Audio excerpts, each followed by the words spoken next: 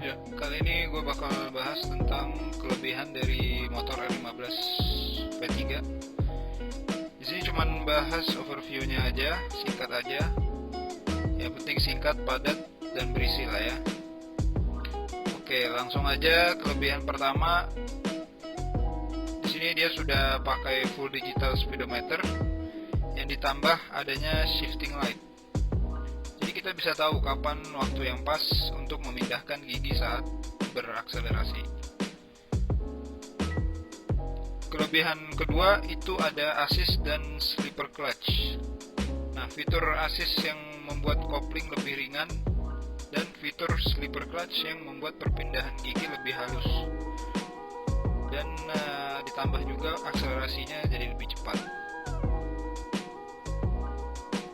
Oke, yang ketiga itu ada diasil silinder ditambah forced piston. Jadi itu tujuannya untuk menjaga suhu mesin tetap dingin. Lalu yang keempat, kelebihan keempat sudah ada VVA atau Variable Valve Actuation. Jadi tujuannya itu untuk tarikannya lebih cepat sehingga bisa mencapai kecepatan 80 km per jam dengan mudah. Terus juga untuk menjaga performa mesin biar bisa tetap stabil dan maksimal.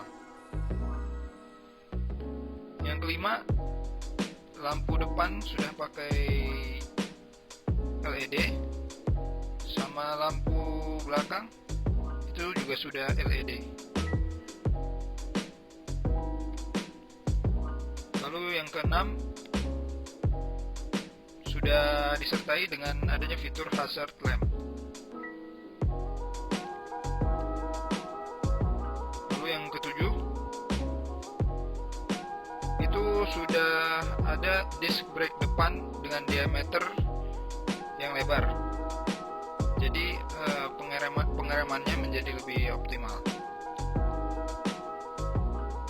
Lalu yang kedelapan, yaitu mempunyai rangka delta box yang kuat dan kokoh membuat berkendara lebih stabil.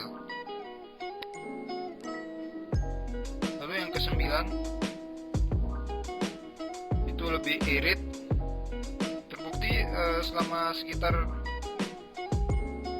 saya membawa beberapa hari ini, yaitu gue mencatat sekitar 46 km per liter, bisa juga sampai 47 km per liter.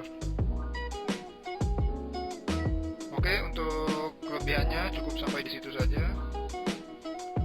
Terima kasih, jangan lupa like, comment, dan subscribe.